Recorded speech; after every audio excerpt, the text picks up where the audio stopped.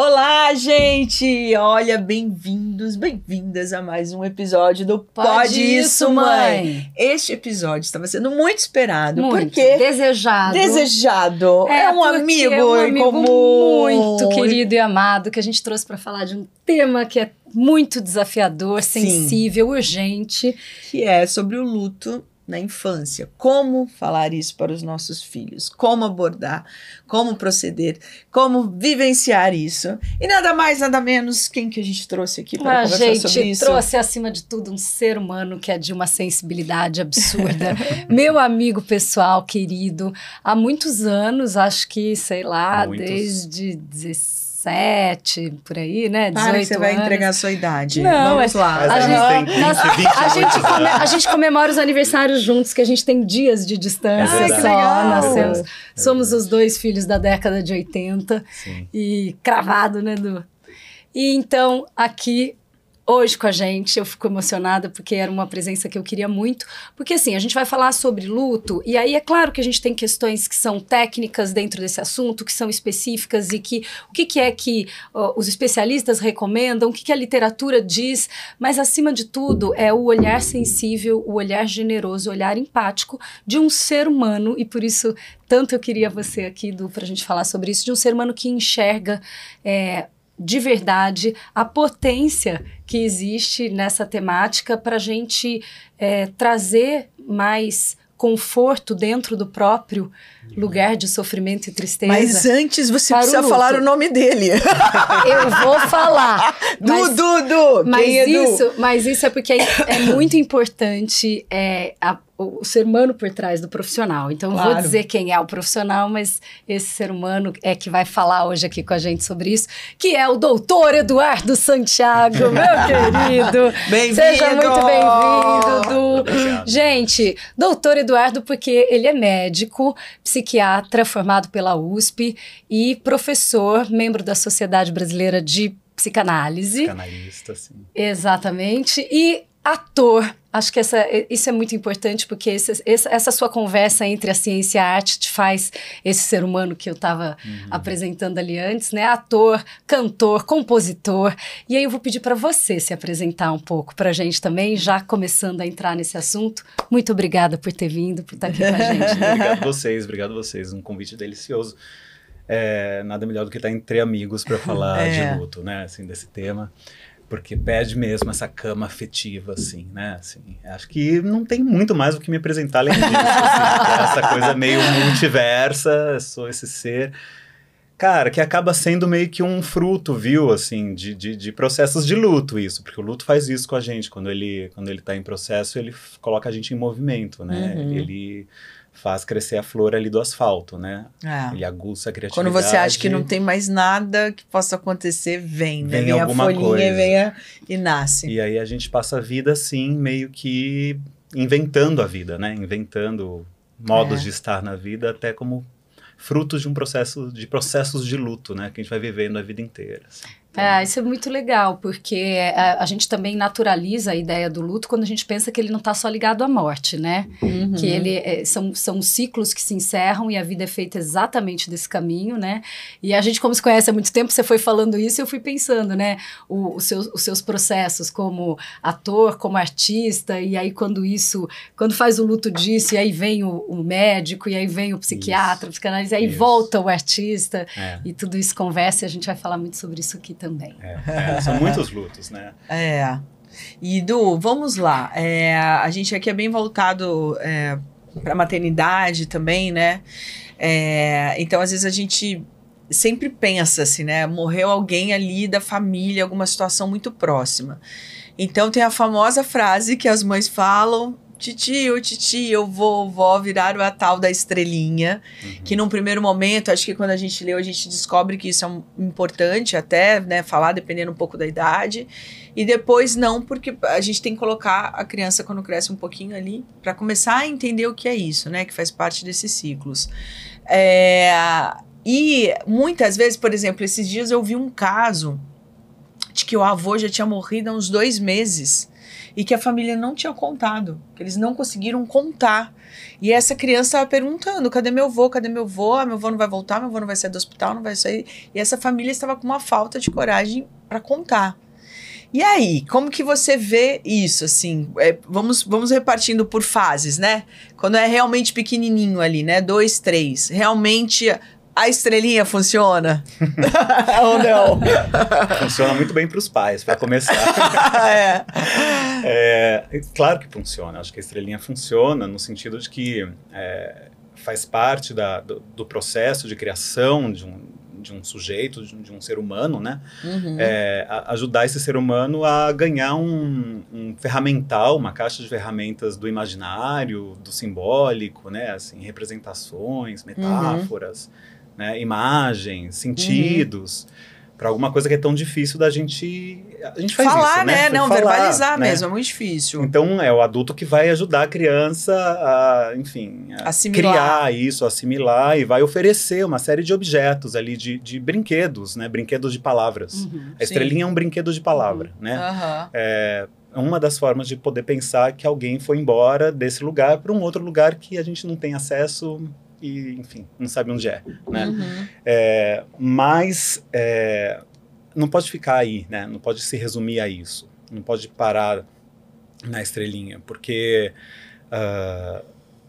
isso é uma forma, muitas vezes, dos pais tamponarem o assunto. E acham que para a criança aquilo está resolvido, virou estrelinha, e que acham que a criança vai se contentar com essa teoria. Né? A criança sabe que que não virou estrelinha, no fundo ela sabe que não. Né? E aí ela vai ficar se questionando, e se ela fica sozinha nesse questionamento, aí fica muito mais difícil para a criança. Então a estrelinha é um começo, sabe? É um começo de conversa, assim, virou estrelinha, mas e aí? Essa história vai para onde? E a falta que virou estrelinha, mas vovô virou estrelinha, falta. Mas ele não tá mais aqui. E a falta, né? E a saudade? Mas você acha que ir falando todos os dias, ou quando a criança fala, tô com saudade do vovô ou da vovó, como conduzir, assim? A Má sempre fala sobre validar, né? A validar o que tá sentindo ali. Ali você acha que entra assim, mas o vovô sempre vai estar nos nossos pensamentos, vai estar dentro do seu coração, ou você acha que espera essa criança falar? Entendeu? Que toca no assunto ou não toca? Porque nem a gente gosta, né, de tocar. A gente sente a dor, mas às vezes parece que a gente quer deixar ali no cantinho, né? Não vamos tocar porque ela dói, né? Quando você toca. Eu acho que a gente tem que tomar um pouco de... É muito difícil essa linha, é muito tênue mesmo, né? Porque a gente precisa respeitar ali os limites e as fragilidades de uma criança. Mas não tanto assim também. A criança é capaz de suportar muito mais do que o adulto pensa. E a criança pode ser uma parceria, assim, uma companheira para o adulto maravilhosa, e pode ensinar coisas para o adulto, né? Coisas incríveis. E então, ficar poupando a criança de alguma coisa que muitas vezes é o adulto que não tem capacidade de lidar, não é uma boa ideia. Às vezes a criança pode te ajudar a elaborar aquilo. Então... é difícil a gente prescrever, assim. Eu acho que vale falar, que se a mãe tá triste e ela olha para o filho e sente falta do próprio pai dela que morreu, que é o vovô, né? Ela pode dizer para a criança, mamãe tá triste porque tá com saudade do vovô que não tá mais aqui. E a criança, quando um dia sentir saudade, ela vai poder falar para a mãe também, tô triste. E a mãe vai poder aguentar aquela tristeza. É triste mesmo. Você acha que é uma abertura? Né? Uma abertura. Uma abertura tanto do adulto para a criança e da criança para o adulto.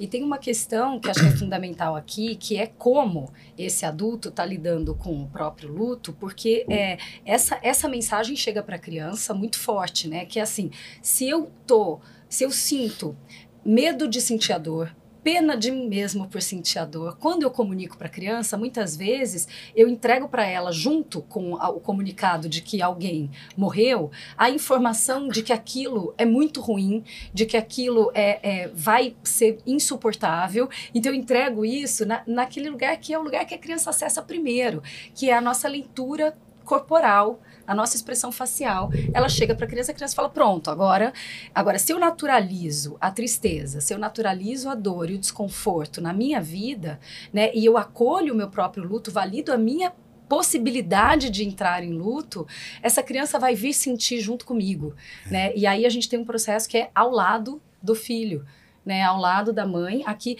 agora a gente vai parar para sentir, a gente vai se permitir esse espaço, e dói.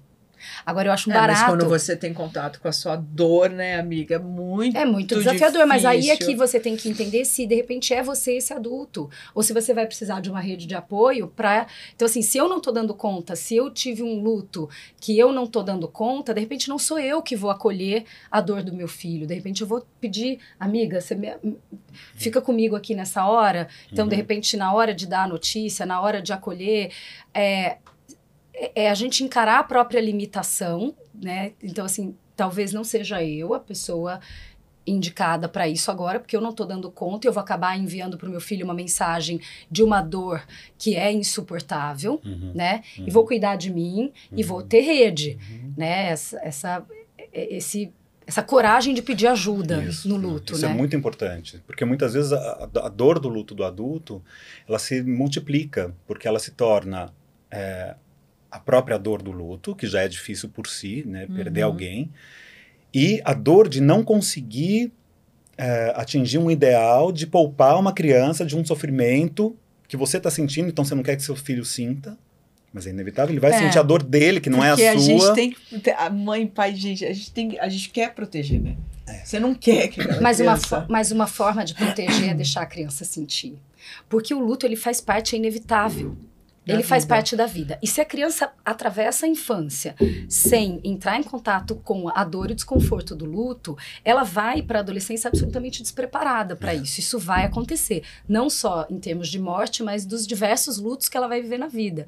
Então, acho que uma forma da gente permitir que os nossos filhos cresçam também é participá-los desse contexto, né? O que o Du falou, a criança é capaz de viver isso da forma dela, né? Então, a gente entender como que a gente vai fazer essa participação da criança, porque a criança vira a chave, né? Muito ela também rápido, tem isso. Aí conta aquela história da sua paciente que tinha, do coelhinho, do gatinho. Qual delas, que amiga? tinha morrido e aí contou, e ela, então tá bem. E ela refez aquilo. Foi a minha calopsita. Isso.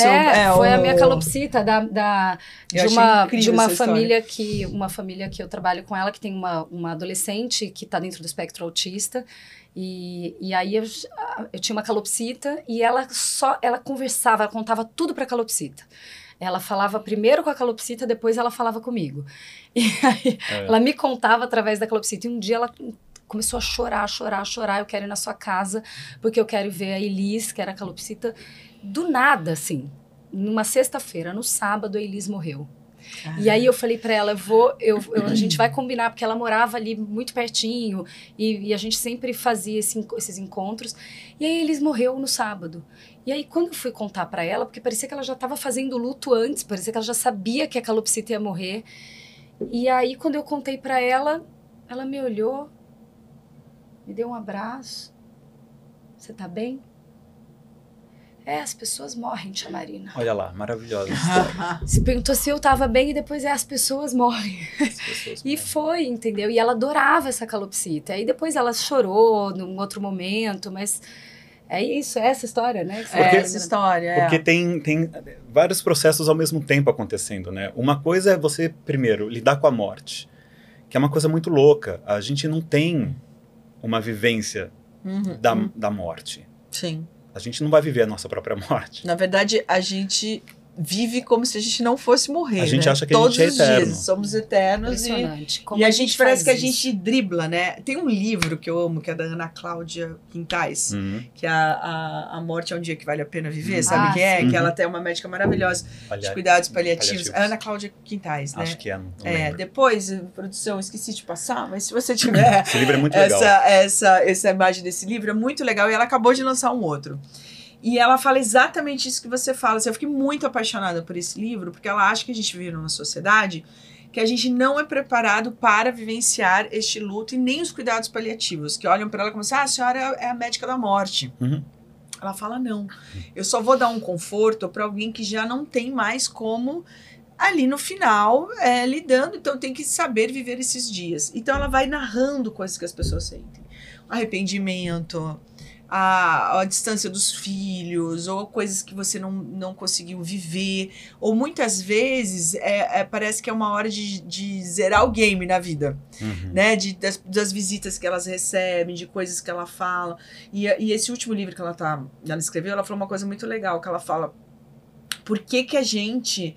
É tão assustador, que ela conta a história de uma mulher de Santa Catarina que descobriu um tumor e tal, e tinha feito uma rodada de químio e tirou, depois operou, e depois ela ia fazer.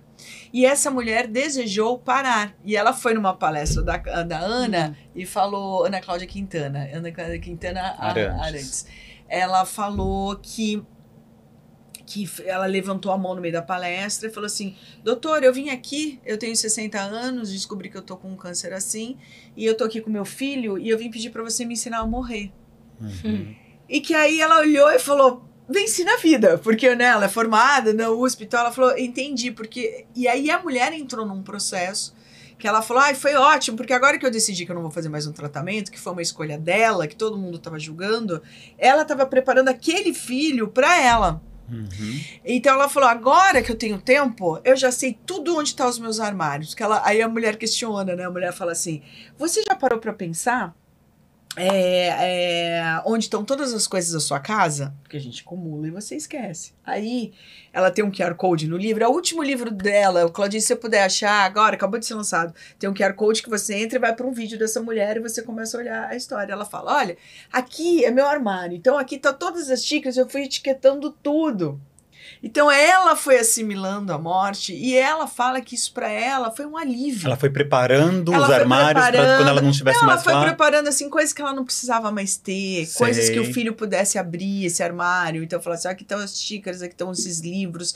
Ela começou a ter tempo para tudo que ela tinha vivido de olhar na vida dela. Então quanto aquilo foi libertador. Ela falou, eu prefiro isso do que ficar parada dentro de um hospital, de saber de fazer um tratamento que eu não sei, porque não é vida eu estar ali parada dentro daquele tratamento. Gente, é uma escolha. É muito difícil. Eu só tô dividindo porque, assim, eu fiquei muito impressionada, porque é de uma consciência isso, e de consciência com o filho. E que na hora que essa mulher falou no meio da palestra pra Ana, todo mundo se assustou, porque ninguém queria lidar, né? E o filho era adulto? Já adulto, assim, tem uns 20 e poucos anos, assim. Eu tô com o livro ali na bolsa, se alguém puder pegar pra mim, a gente pode discutir, eu mostro. Mas, amiga... E aí não, mas é só isso, é isso que o Edu falou, assim, que eu acho que a gente vive na sociedade, né? Eu acho que os orientais, talvez, japoneses, já é uma outra relação. É uma outra, o budismo, né? Porque tem a ver um pouco com a religião também. E a Ana fala uma coisa muito boa, Edu, que talvez a gente caia num outro lugar. Ela fala que as pessoas que menos sofrem na hora da morte são as pessoas menos religiosas, são os céticos. Porque os religiosos se veem presos.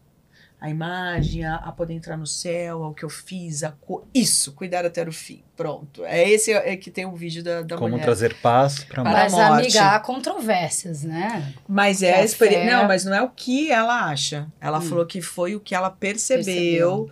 Do quanto céticos. Eu vou morrer e vou. E as outras pessoas, como elas se veem presas. É porque assim, eu só tô dividindo porque eu fiquei surpresa. Porque eu falei, não. A pessoa que tem fé aceita mais. Mas são pessoas que querem estar aqui. Que são pessoas que estão presas. Que são pessoas que estão no material. Que são, entende? Sei. E eu fiquei muito surpresa com isso. Muito surpresa. E eu adoro a leitura dela, porque ela coloca de uma forma muito real. Vamos viver este dia presente. Vamos viver neste momento.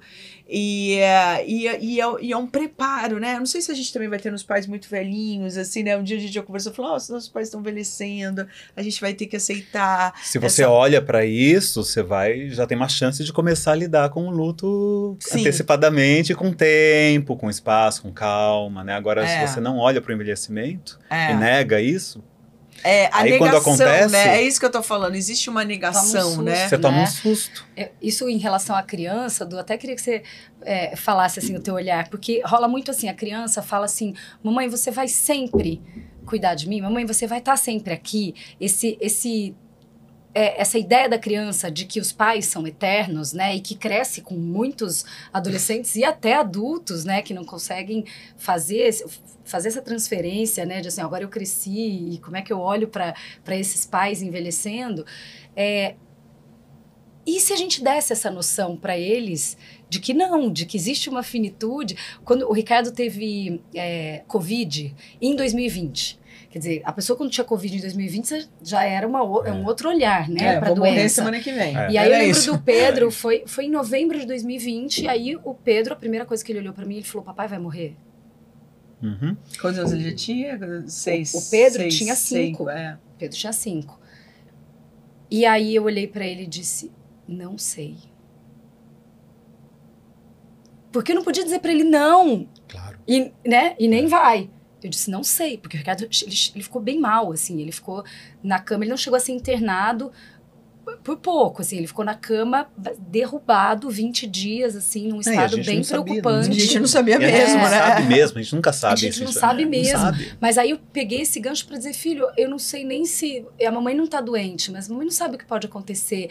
Tá, isso pode gerar uma ansiedade na criança, mas é a realidade, né? E se a gente aí... Cada filho é um filho também, conhecer a pessoa, né? Mas queria que você falasse um pouco sobre isso, da realidade e dessa ideia de que nós somos super-heróis. Mas, Edu, antes de você responder, depois que eu li esse livro também, eu teve uma coisa... Eu comecei a conversar muito isso com as crianças. Assim, e se um dia a mamãe faltar...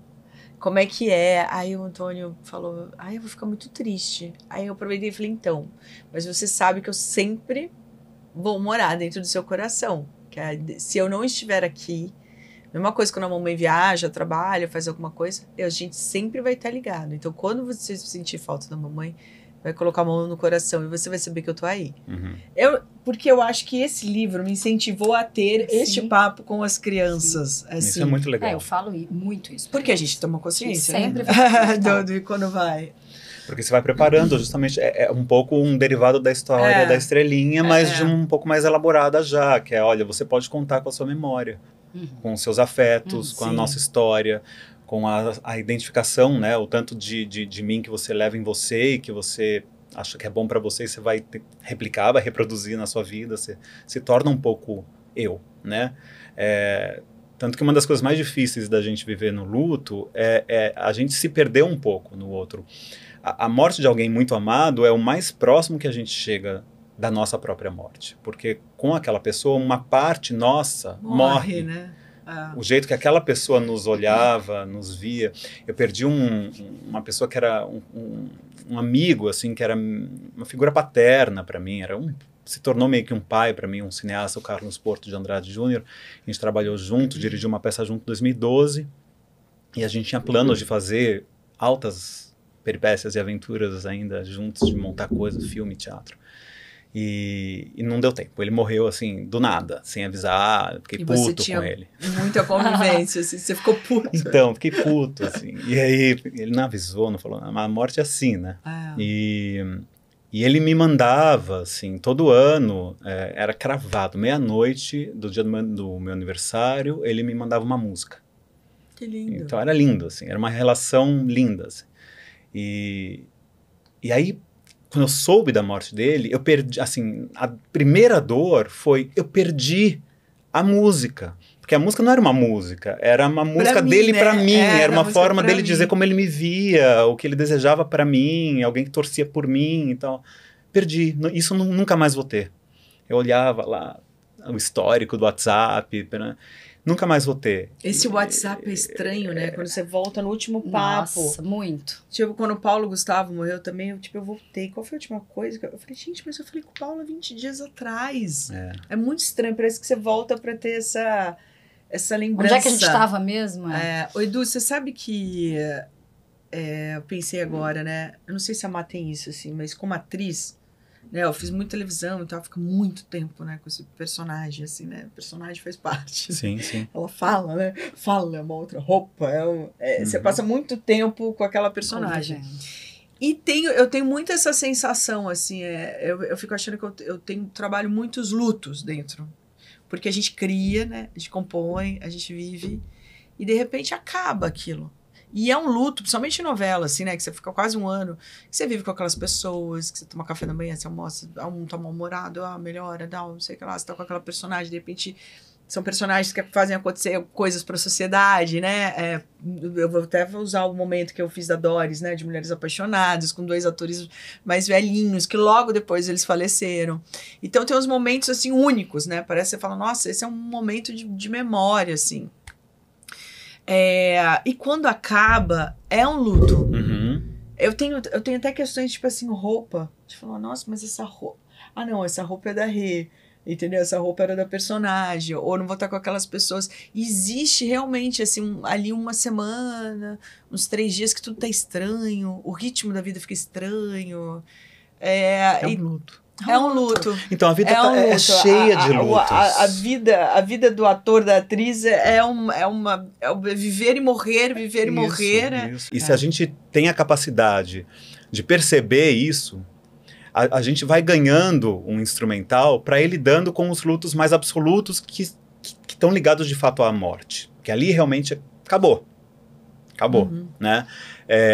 E a gente vive em tempos, né? A sociedade hoje em dia, a cultura, principalmente a cultura ocidental, como você disse, né? Tem diferenças nas culturas, né? Mas a cultura ocidental, que é a cultura da durabilidade, da eternidade, da dominação absoluta do homem sobre a natureza, sobre a morte, inclusive, essa cultura está cada vez menos preparada para lidar com a ideia de perda, com a ideia de luto, com a ideia de fim, de finitude, a própria e das coisas também. Então, se você como atriz percebe um luto depois de um trabalho e vive esse luto e ritualiza esse luto de alguma forma, seja com a roupa da personagem, seja da forma que você quiser, você está ganhando instrumentais na vida para lidar com isso que a criança sabe melhor que o adulto. Como você disse, né, a criança sabe que a mamãe e o papai vão morrer. A criança sabe mais do que o adulto, que vai se esquecendo disso. Ele vai se distanciando um pouco dessa noção muito natural, assim, in natura mesmo, assim, do homem, que é, sim, a vida vai acabar, que é a história da calopsita, né? As pessoas morrem, que é a criança quando pergunta: mamãe, você vai estar aqui para sempre? O que ela está dizendo? Eu já sei que não. Se ela está perguntando isso, porque ela já sabe que não. Ela já pensou, ela sabe que não. Ela já deu medo, né? Ela já se sentiu insegura. E a criança, quando é pequenininha, aí ela está muito mais próxima disso, que a criança é capaz de viver. Não sei se vocês viveram isso como mães, assim... A criança pequenininha vira: mamãe, quando você morrer, eu vou dormir na sua cama, entendeu? Quando você morrer, numa boa, do tipo, porque a criança lida um pouco com essa ambivalência, sem culpa, de saber que, assim como quando nasce uma criança, um bebê, é muita alegria, mas não é só alegria, vocês devem falar muito disso aqui, né? Também a sociedade não permite, né, que a mãe sinta a ambiguidade mesmo daquele momento, né? É alegria, mas um pouco não. Eu posso sentir ódio, inclusive, de uma criança, de um bebê, em certa medida, porque é difícil pra caramba cuidar, educar. Então, é alegria, mas não é só alegria quando nasce. Então, é tristeza, mas não é só tristeza quando morre. Porque quando a gente perde alguém, a gente perde muitas coisas, tem muita tristeza. Mas tem uma saudade. Mas tem uma saudade. Né? Às vezes você ganha coisas. Às vezes você ganha coisas. Você ganha, por exemplo, se você perde alguém que está muito doente, que está sofrendo muito, você está cuidando, a pessoa está... Você sofre com o sofrimento de alguém que você ama, essa pessoa morre, você vai sentir muita saudade, mas você vai sentir um alívio. Sim. Só que muitas vezes você não se permite sentir o alívio, você sente culpa de sentir o alívio. E isso torna o luto muito mais difícil. A criança, quando diz as pessoas morrem, né, para a calopsita, ela não está no terreno da culpa. Ela consegue sentir a tristeza sem se cobrar. Nossa, eu escuto muito isso às vezes em consultório, muitas vezes de adolescentes ou adultos jovens, assim, que falam: minha avó morreu. Eu fui no velório e eu não consegui chorar. Será que eu sou uma má pessoa? Porque minha avó morreu, eu tinha que chorar. Mas às vezes é a avó que não tem um contato, porque assim, não foi uma grande perda para aquele adolescente. Não, e cada um faz Porque um tipo não de convivia, luto, né? às vezes não, também, cada né? um faz um tipo de luto, cada situação é muito específica, sabe? Então, o que é importante é poder dar espaço e falar, né, às vezes no dia a dia, na vida, não era uma pessoa, um afeto tão presente, então não foi uma grande perda, mesmo sendo a avó. Então também não dá para chegar lá e falar, nossa, você deve ficar triste, porque, né? Às vezes não. Sim. Então é complexo. Eu fiquei curiosa para continuar ouvindo do seu amigo que te mandava as músicas que você esse luto que você viveu. Conta mais pra gente. Então, esse luto foi um luto que fez com que eu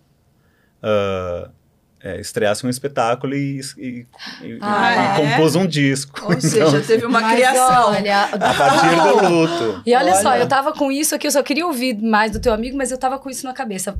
Pra gente falar sobre as formas também de proporcionar para as crianças espaços para eles extravasarem essa tristeza. E a arte, o simbólico, total, né? Assim, então, ó que legal. Aí você já falou que fez isso. Foi, conta. Então. Agora não dá mais para esperar. A gente ficou esperando para fazer, ele foi embora. Então não vou eu ficar agora esperando um momento mais adequado. A vida acaba.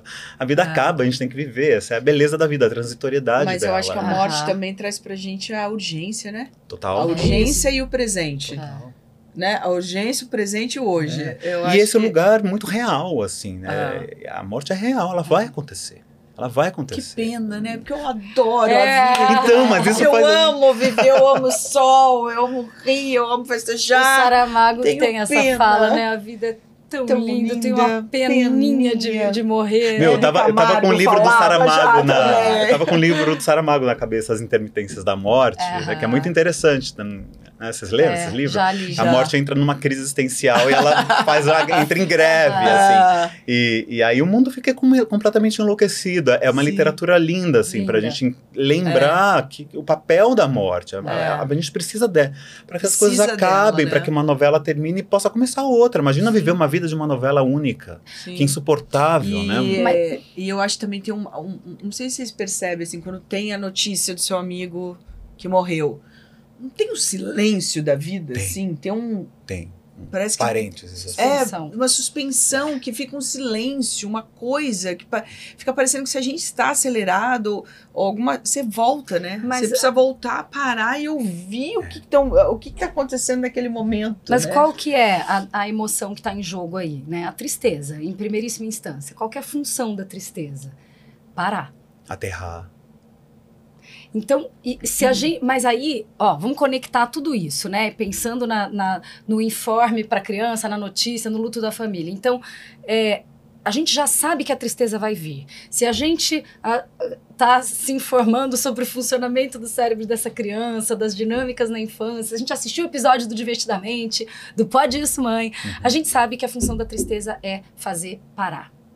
E a gente vai validar essa emoção na vida da criança, a gente tem que começar esse trabalho antes do acontecimento da morte que vai acontecer. Como? Sim. Justamente permitindo os lutos e as tristezas que são corriqueiras, que são da vida. Então, quantas vezes uma mãe e um pai não olham para a criança que quebrou o galho que ela pegou no parquinho e estava brincando que aquele galho era uma varinha mágica e o galho quebrou e a mãe olha e fala assim, você não vai chorar por causa disso aí, era só um galho. Isso, perfeito. Ela tá vivendo o luto daquele lá que é especial para ela. São pequenas coisinhas, e a gente vai, né? exatamente, a gente vai construindo essa validação, né, a gente vai permitindo que a criança sinta a tristeza. Porque a criança vai viver lutos o tempo todo, né? Assim, o primeiro luto da infância, o luto de não ser mais o bebezinho da mamãe é dificílimo de viver. Assim como a mãe e o pai também vivem um luto, quando nasce uma criança, eles têm que viver o luto de subir um degrau geracional, entendeu? Eles já perderam a geração ali, é um luto de uma geração, você não é mais o filho, você agora é o pai, e depois você vai ser o avô, sabe? E depois você vai morrer. Não, e a gente tem isso quando eles vão mudando de fase. Você fala, mas eu tava entendendo aqui, aí foi. Parece que você tá perdendo ali um pouquinho, quando né? era bebezinho, que saudade. Esses dias eu vi, quem foi a Tayla, a Ayala, que ela começou a chorar porque ela viu que aquelas roupinhas do bebê já não serviam mais. E ela chorou muito nas redes sociais. E eu falei, gente, é porque ela tá entendendo que as crianças estão rápido, né? Porque os filhos te apresentam isso, a velocidade da vida, né? Eu tenho essa sensação, você piscou, seu filho tem 10. 10? Não, mas, né, você olha pra trás e fala, gente, sobrevivi, eu falei, é muito rápido, né? Eu tava aqui me lembrando do dia que minha mãe contou que a mãe dela morreu, o dia que minha avó materna morreu. A gente tava, e foi muito rápido, assim, minha avó, ela teve um tombo e aí internou e aí teve uma complicação ali da diabetes, foi muito rápido. E era uma mulher muito ativa, muito forte, muito brilhante, assim. E aí minha mãe chegou em casa, minha mãe foi visitar, foi pro hospital, ninguém tava falando em morte. E aí eu tinha ali meus 13, 12 anos, e aí a minha mãe entrou e eu falei, e a vovó, como é que tá? Eu tava na sala pegando uma caixa de jogo que eu ia começar a jogar com a minha irmã, e eu falei, e aí mãe, a vovó, como é que tá? Aí ela fez assim, vão na cortina, abriu a cortina com tudo assim da sala, ele falou assim, tipo, né, vamos arejar aqui? Abriu a cortina e puxou a porta de vidro que tava fechada e disse, tá ótima. Aí ela baixou, sentou do nosso lado e aí ela disse, ela tá onde ela precisava estar. A vovó partiu.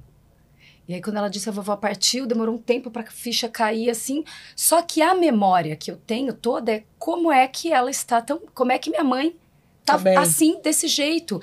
E aí, hoje, depois, e conversando, tudo que fica para mim é a imagem da minha mãe bem e dizendo, ela não ia suportar a possibilidade de ser cuidada. Ela ia sair do hospital com sequela, ela era uma mulher extremamente forte, mas minha mãe foi muito rápida em fazer esse processo para trazer pra gente a informação de vamos atravessar uma dor e essa dor vai ser suportada com o conforto de quem sabe que essa mulher tinha que estar onde está agora, porque ela não ia suportar ser cuidada. Mas aí, e isso é muito, muito importante, essa cena, né? Porque essa força, eu vou usar o termo força, não sei nem se é uma força, é uma força. Consciência. Essa consciência, enfim, esse lugar em que sua mãe estava nesse momento, né, de estar bem, de estar consciente, inteira, acho que é isso, né, ela estava inteira ali, e abrindo janelas, né, assim, só vale se for um lugar verdadeiro, né, porque às vezes, e ali era um lugar verdadeiro, por isso que para você foi importante e te serviu ali na elaboração da sua perda da avó, né? Quando não é verdadeiro, quando é fake, eu vou fingir que eu tô bem, porque eu tenho que aguentar, porque eu sou adulto, e a criança saca. A criança saca que você tá tentando engambelar ela ali. E aí fica pior. Então, às vezes, o estar bem é estar bem chorando. Eu posso falar um exemplo da minha vida? Você falou agora da avó, eu lembrei, né? A minha família sempre foi muito apegada à minha avó paterna, que era a minha avó Itália, e era aquela avó que juntava todos os filhos em dia das mães, dia dos pais, tinha bolo e cantava parabéns. Acho que vem daí, entendeu? Vem daí, Regiane? Então tá. E aí minha avó teve um AVC, enfim, ficou durante 4 anos, meio acamada e tal, e a minha avó faleceu. E aí eu lembro que eu tava, e aí quando eu vi a minha avó no caixão, essa imagem, né, muito forte, aí eu lembro que eu fui chorando pra abraçar meu pai até então não tinha chorado. Mas na hora que meu pai me viu chorando, eu ouvi meu pai chorando, e na hora eu falei, nunca vi meu pai chorando, a primeira vez que eu estava vendo meu pai chorar. Meu pai, tipo, sofreu junto comigo ali, sabe? E ao mesmo tempo, a gente tinha um primo bem pequenininho, e o primo tava brincando no meio do velório, passando no caixão. Aí esse priminho levantou a mãozinha, colocou a mão na avó pra dar tchau, falou, ô pai, a avó tá tão gelada, a gente corre, tira a avó da situação. Aquelas coisas que acontecem no velório. Que aí todo mundo aproveita pra rir, né? Pra mas assim, eu lembro direitinho esse meu primo, gente, era o Vitor, ele era muito pequenininho. O assim. Vitor? Não, outro Vitor, né, parte da filho da minha outra tia, Salete. E aí todo mundo meio correu pra tirar ele. Mas olha que espontaneidade da criança. Colocar a mão na avó e ver que a avó tava gelada. Isso é uma questão que eu queria te perguntar, porque é uma pergunta que sempre me fazem. Levar ou não levar a criança ao enterro? Fala sobre isso. A criança sabe o que é enterro? Né? Quando falar vai ter um enterro, a criança sabe o que é. Quer dizer, mas você acha legal a gente falar que é um ritual? Então, a questão é essa. Né? O que a criança... A gente tem que olhar para cada situação. E isso é muito difícil de generalizar mesmo. E até perigoso, porque a gente tem que saber, primeiro, que criança que é aquela. E como é que aquilo pode ajudar aquela criança a elaborar aquele luto ou não. Porque se é uma coisa imposta do nada, assim... não sei. Né? Assim, então, pode se tornar um ritual, mas desde que aquilo seja tratado como um ritual. Agora, isso tem que ser tratado como um ritual desde antes. Não adianta, de repente, levar a criança... Quer dizer, também dá... Depende pode da ser idade, que dê certo. Não depende da criança, eu acho. Depende da criança. Da idade. Mas acho que da criança mesmo, sabe? Mas eu acho que talvez a gente tenha que aproveitar coisas da sociedade. Por exemplo, agora... eu tive uns primos que casaram e aí o meu filho mais velho falou, eu quero ser pajem, porque ele viu que um amigo tinha sido pajem e colocou o irmão. E o irmão, não, o que é isso? O que é pajem? Aí eu falei, não, é um casamento, é um ritual. Aí eu falei, tem um nascimento, tem um batismo, tem um crisma, né? Eu fui explicando dentro da igreja católica. Aí até o Antônio vira e fala, mas eu já fui num batismamento. Não existe batismamento, só o batismo e o casamento. E ele tava meio mal. E aí eles entraram na igreja e foi super bonita a cerimônia. Foi numa igreja, entrou o padre, eles ouviram o que o padre tava falando e entraram como pajem e tal, foi super bonitinhos. E no final e aí, gostaram? Aí o Antônio falou, nossa, eu achei muito bonito, eu gostei de ter participado dessa história, entendeu? Porque eles pertenceram àquilo, então, né? Então ele entendeu, porque ele não queria, mas depois entendeu. Aí eu até aproveitei falando um pouco sobre os rituais, assim, porque que senão a criança não entende, né, que o batismo, né, uma criança está sendo aceita ali dentro daquela religião. Tem que explicar mesmo, tem que explicar no sentido, tem que ajudar a simbolizar, né. E quando a criança tem um medo, porque tem criança que não vai para velório porque tem medo, não quero ver gente morta, então, porque cria-se o medo. Aí vale a pena respeitar. E achar um tempo em que a criança vai falar, agora nesse eu quero ir, porque vão ter outros, né, velórios. Nesse eu quero ir, porque se dá... Uma coisa que dá pra gente falar, eu acho, e pensar de uma forma mais genérica em relação a essa pergunta, né? Levar ou não levar? Antes, explica pra criança o que é. Olha, vai ter um velório que assim como foi a coisa do casamento. O pajem, né? Velório é um ritual. Ali a vovó vai estar lá, o corpo da vovó vai estar lá, deitada, como se fosse um caixão, que é como se fosse uma cama com flores, as pessoas vão para se despedir, ela está lá, mas ela não está mais lá ao mesmo tempo. É um ritual que os adultos fazem, que as pessoas, né, para poder falar tchau, e você quer ir, né? A criança pode... Você vai saber ali, se a criança vai se interessar. Sim. E ela vai falar, eu quero estar ali, eu também quero falar tchau pra vovó, pro vovô, pro meu irmãozinho, né? Ou se a criança vai ficar meio assustada e aí a criança fica em casa, né? Normalizar um pouco, né? Explicar de uma forma mais o que é, né? O que é de fato aquilo. O que é de fato, né? Eu acho que é tão desafiador porque é muito dependente dos contextos, né? E é muito dependente das construções que são feitas até ali. Eu acho que de tudo que a gente está falando até agora, importa muito a gente entender que não adianta na hora da morte a gente querer pensar sobre como conduzir o luto. O luto é presente na nossa vida para além da morte, o tempo inteiro. No cotidiano, nas pequenas coisas, nos pequenos... né, assim, se a gente começar a olhar a criança, lá pequenininha, ela faz o luto de dar tchau pro cocô. Sim. Tem criança que não consegue dar quando descarga. Tira entendeu? A fralda. Exatamente. Né? Que vai o luto da chupeta. E aí como é que a gente cuida desses lutos para normalizar a presença da tristeza e do desconforto na vida do nosso filho? Entender que ver o filho doer faz parte de ser mãe e pai, e que se a gente privar a criança do sofrimento porque a gente não dá conta de ver o desconforto dos nossos filhos, a gente está privando a criança de um desenvolvimento emocional fundamental fundamental para que ela seja um ser humano saudável. Né? A gente está castrando um lugar tão fundamental que é a dor no processo de crescimento. Né? Eu sempre falo do livro do Rubem Alves, Ostra Feliz Não Faz Pérola. Né? E aí eu quero citar de um outro, porque eu sou Rubem Alves da cabeça aos pés, que é a Tristezinha Querida, que é um livro que eu uso muito para trabalhar luto com criança, que é essa história de que era um reino onde tinha uma princesinha que ela fez uma lei, que ninguém podia ser triste lá, no reino dela. E ninguém morava lá. Então, a princesinha que não ficava triste morava sozinha no reino. E aí o livro, a história é linda pra gente tratar dessa questão. Então, você pensa o que é uma criança que não acessa o luto? Que só vai acessar isso no momento da morte de um cachorrinho, do peixinho. Então, isso vira um impacto que, assim, como é que eu lido com... Como é que faz? Né? A gente fica falando assim, a gente tem a impressão de que ajudar a criança a lidar com a tristeza é fazer ela ficar bem. Isso. E não é... Essa confusão. É uma confusão isso. Ela lidar com a tristeza em primeiro lugar é deixar ela sentir. Elaborar. E aí vem o simbólico, que a gente tá meio recortando os assuntos aqui, porque a gente ia falar dessas formas de ajudar a criança a extravasar através do simbólico, a importância da arte. Vamos puxar isso? Assim que você me fez o convite para vir aqui, 2 dias depois, meu irmão me mandou um desenho da minha afilhada, minha sobrinha, Marina, que tem 7 anos agora, ou vai fazer 8. Ela sentiu saudade do Biso, meu avô, que morreu esse ano, no começo do ano. E ela fez um desenho, ela e o Biso. Assim, de mão dada, e o Biso com uma roupa meio toda colorida, meio roupa de palhaço, assim, com xadrez, um desenho lindo, assim, o bigodinho dele ali. Ela com ele no desenho, né? Achei lindo isso, assim, é isso. E meu irmão, nossa, do nada.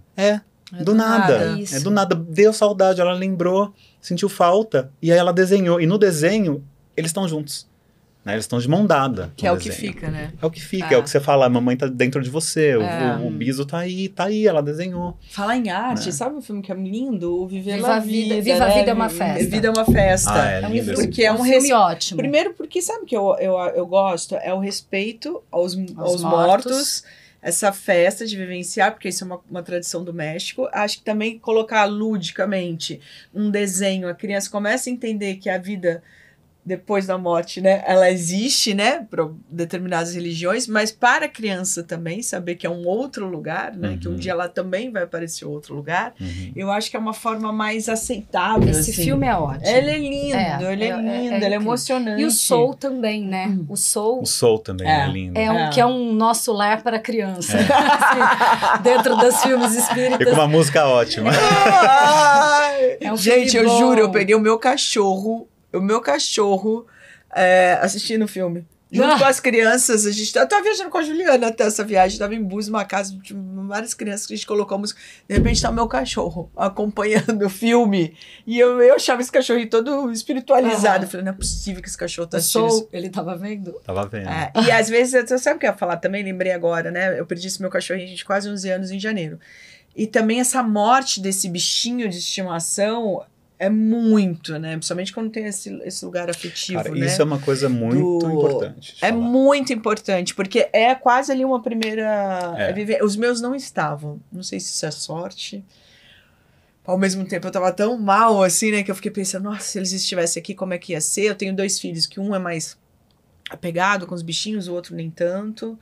Mas é um ser da família, né? Que de repente não tá mais. E eles me ligaram da viagem, queriam saber e como foi, queria saber se eu tava triste, teve essa preocupação de como falou. E eu me sentido, quando eu ia encontrar eles, assim, eu ia encontrar com eles no aeroporto, eu falava, meu Deus, eu tô tão destruída, como é que eu vou olhar pra essas crianças e falar, né? Eu já sabia que o cachorro não tava, mas se me perguntarem alguma coisa, eu não quero falar desse cachorro agora, porque eu tô triste, sei lá, sabe assim? Mas eles já tinham dado uma evoluída, mas é engraçado, né? Eu tava ali tão mal com aquilo tudo, e ao mesmo tempo pra mim era um alívio, porque ele já tava muito velhinho, tava com várias condições, sei lá. Mas era difícil, né? Porque assim, é um membro da família que perde, não tem mais o bichinho. E sabe uma isso coisa... na infância diz muito, amiga. Isso que é bom ter cachorro, Marina Elias. Tá bom, Regional. Fala da morte do pet. Léo, traz o cachorro, Léo. Eu perdi o meu filhote de cachorro, que pra mim era um filho de 4 patas, no começo desse ano também, em março. Eu tinha 15 anos, morreu no meu colo. Também. E aí é isso, esse momento ali. O Léo deve estar chorando. Duro, faz um ano, né? que a cachorrinha dele morreu. Ele deve estar. E é um processo, cara. E eu fui. Tô até agora chorando. Eu fui doar as coisinhas dele que eu não tinha doado ainda. Foi em março que ele morreu. Fui doar semana passada. Fui tá vendo? Você uma feirinha de adoção para doar os brinquedinhos que estavam guardados. Assim, ali senti. Acordei sábado, falei. É hoje o dia. É hoje, eu vou levar. Outros cachorros vão brincar com isso. E aí, puta, doei e caí num puta choro. Fiquei o dia inteiro de novo chorando muito. Processo de luto, vai indo. Assim, cada momento desse é um momento que você vai virando páginas e tal. Sim. E para a criança, o pet... primeiro, o pet vai ser um pet para cada criança. E para cada membro da família, tem isso, né? Então... Para a mãe, que é quem cuidava do pet de fato, dava comida, levava no veterinário, não sei o quê. Ali, perdeu um filhotinho também, né? A criança não tem essa relação, esse vínculo com o pet. Não é a criança que se responsabiliza pelo pet, ela convive com o pet. Ela brinca, Ela brinca. Às vezes ela vai ter esse ciúme do pet em alguma situação, né? Às vezes vai virar um irmãozinho que a criança vai ter um pouco de ciúme do pet. Sim. Então cada criança vai ter um pet diferente. Então, legal, morreu o pet. Então, como é que cada ser daquela família, o pai, a mãe, as crianças, enfim, quem convivia com o pet, vai viver aquela perda? E poder legitimar e respeitar a verdade de cada uma daquelas perdas. Então, às vezes, a mamãe vai estar desolada. A criança vai estar acalmando. Minha mãe conta uma história dessa. Que a gente perdeu um gatinho quando era criança e ela fica chorando o dia inteiro pensando como é que ela ia dar notícia quando a gente chegasse da escola. Eu não lembro, mas ela conta. E aí a gente chegou da escola, ela, em prantos, contou e que a gente dizia, calma, mãe, vai ficar tudo bem. Sabe, assim... e para depois poder sentir a dor, né? Depois parece que a gente sentiu a saudade, mas antes era deixa eu consolar minha mãe aqui, porque ela tá viva, ela tá aqui e ela não tá bem. E tudo bem. Isso eu acho que é uma coisa importante também para acalmar um pouco pai e mãe, né? Assim, é muito importante ir lidando com tudo isso, como a gente está falando, com o tempo, desde sempre, desde já, né, assim, lidar com a verdade, com a realidade da morte, dos lutos da vida, ir preparando e tal. Mas ninguém nunca está preparado. Por mais que você leia, estude, pense, na hora que acontece, você não está preparado. E aí você vai fazer o que é possível. E muitas vezes depois você vai pensar o que você fez, e às vezes você vai falar, putz, vai se arrepender, podia ter feito de outra forma, não dei conta. Tudo bem, tudo bem. Autocompaixão. Não, o legal é poder, autocompaixão, poder olhar, porque é uma situação já devastadora para todo mundo, difícil, e se a gente ainda soma culpa, pressões do tipo, idealizações, nossa, eu tenho que fazer, não tem que nada, vamos ver o que é possível, não tem que nada. O que é possível ali. E às vezes você leva um tempo, né, que às vezes você tem tantas coisas burocráticas que você tem que ver, resolver, às vezes você é responsável por aquilo, que às vezes não dá tempo, né, de ficar triste ali naquela hora, não, peraí, tem que fazer isso, tem que falar, não tem que ligar, comunicar. Agora a criança tem uma sabedoria nesses momentos, né, e eu acho muito legal antecipar essa conversa. Porque justamente a hora que, por mais que você se prepare, você não está preparado. Você tem essas questões, essas dinâmicas. Eu converso muito sobre isso, principalmente com a Maria. Ela teve a experiência de fazer um filme espírita, né? E aí o assunto da morte, ela tinha 9 anos, chegou muito forte ali. E esses dias a gente estava, antes de dormir, ela veio, ela me deu um abraço, ela falou assim, mas eu amo tanto, tanto, tanto você, que eu não quero que você morra nunca. E aí eu falei assim, filha, a mamãe vai morrer um dia e a mamãe ama tanto, tanto, tanto você que eu quero que você seja comunicada da minha morte. Eu quero que você saiba. Por quê que eu tô te falando isso? Aí ela ficou me olhando com os olhinhos assim. Porque você tem que morrer primeiro. Eu falei, é isso que a gente quer que aconteça, filha. Se tudo der certo, se tudo der assim. certo, esse é o plano. Então, que barato, né? Pensar que... eu quero sentir a dor eu vou sentir a dor da morte da minha mãe, esse é o plano, Uhum. né? Então, assim, estranho falar isso, Não.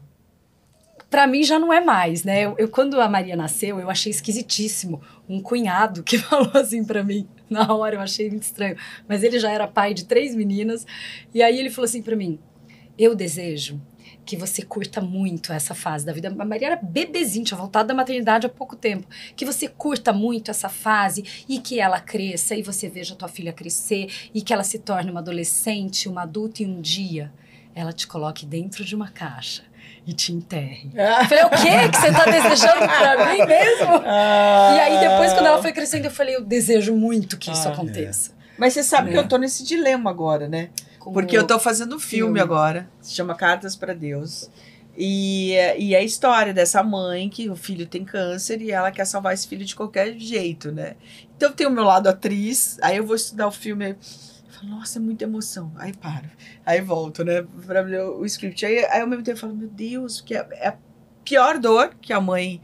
Né? Nenhuma mãe quer sentir isso, que você não você fala, não, pelo amor Não, de gente, Deus, a gente não vai me falar coloque sobre isso, nesse mas lugar. esse lugar aí complica. Então, eu fico num nível de sensibilidade, então às vezes eu vou fazer uma cena e falo, meu Deus, mas se fosse o meu filho, se fosse alguma coisa que eu tivesse que falar, como é, o tempo inteiro eu fico, meus olhos vão enchendo de lágrimas, assim, eu acho que Nossa, amiga. eu fico muito, tem uma exaustão, porque ao mesmo tempo não tem como fazer, ao mesmo tempo eu me sinto muito irresponsável, porque eu tô fazendo a mãe, tô representando várias mães que passam por filhos com algum tipo de doença. É duro, né? Fala sobre isso pra podia gente. Ter sido, podia sei fazer lá, um, trabalhar né, no banco, amiga, que coisa. For tipo, botar você de mãe que vai perder o filho. Justo. Mas a gente tá aqui falando disso, mas eu acho que é muito importante a gente falar sobre, porque certamente tem mães e pais que perderam seus filhos e estão aqui ouvindo a gente. Porque aí entra o Vinícius e o Toquinho, né? Vinícius de Moraes e o Toquinho, né? Pô, Deus, se for pra desfazer, por que fez, né? Aquela música Cotidiano 2. 2, é lindo. Se for pra desfazer, por que fez? Porque realmente, aí acho que tem situações na vida que são trágicas. Então. E às vezes não há o que dizer.